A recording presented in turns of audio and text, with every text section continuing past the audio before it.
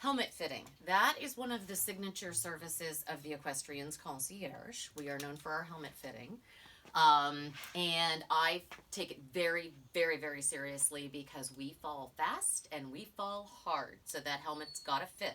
So the first thing is don't be wed to a particular brand. What really matters is the shape of the helmet in addition to just the size. So you can try on a 56 in one brand and a 56 in another, and they can fit completely differently if you have a round or an oval head. Now, most children tend to have rounder heads, and as they reach about 13, 14, their head matures in shape and they're a little bit more oval. But some adults retain a round shape, it just depends. So what I like to do with people when they first come is make sure that they take their hair out of the equation. We have to make the hair fit into the helmet, not the helmet over the hair. So we have a way of doing that with the hairnets these days that's a little less of the hot dog up the back that we did when I was young.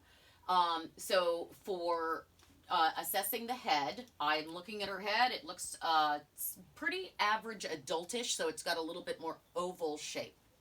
I'm going to guess she's probably a 56 or 57. So we have some out here and we'll take a look. The first one, let's see. I think it's going to be this one. This one is the 57. And that fits terrific. You want to always bring the helmet brim all the way down to your eyebrow. It needs to be parallel to the ground because, again, if you should fall, you want the ground hitting the brim, not breaking your nose. You should be able to wiggle your eyebrows when you move it back and forth, but when she shakes her head, it doesn't get tippy and weird.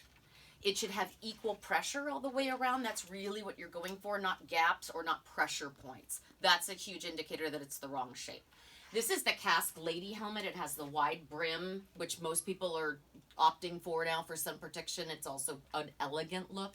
The Casque is one of my favorite helmets. It's really well made, super comfortable, and even down to the harness.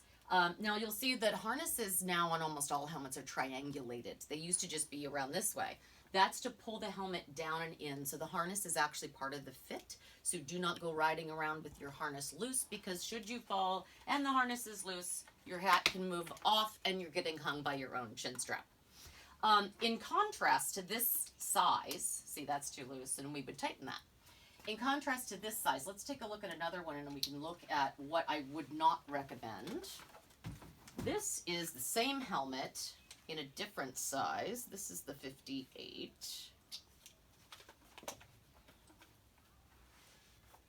Now that seems fine. Now move your head. But see, it's floppy. It needs to snug on. Now, gone are the days where we go like this and see if they stay on. We don't have all that because now they're cut up nicely for our ears.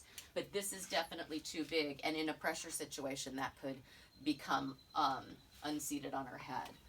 Another thing that can happen is you get something of the same exact size. I love the 1K helmets. They're super. If we take a look at this on her, now that seems to fit, but it's perched up on her head. So again, it's the wrong shape. The other one snugged down onto her head a little bit better. Does it feel different? Yeah. Yeah. Yeah. Yeah. You got less contact of your head, right? I don't feel it so much up here. Right. Yeah. Yeah. Mm-hmm. So that's what you're looking for. Shape, size, and then there's a various array of costs. But really make sure that the shape and the feel is driving it. You really don't care what it looks like. Oh, let me look in the mirror. Doesn't matter. You want to feel good, then you'll wear it, then you'll feel good when you're riding.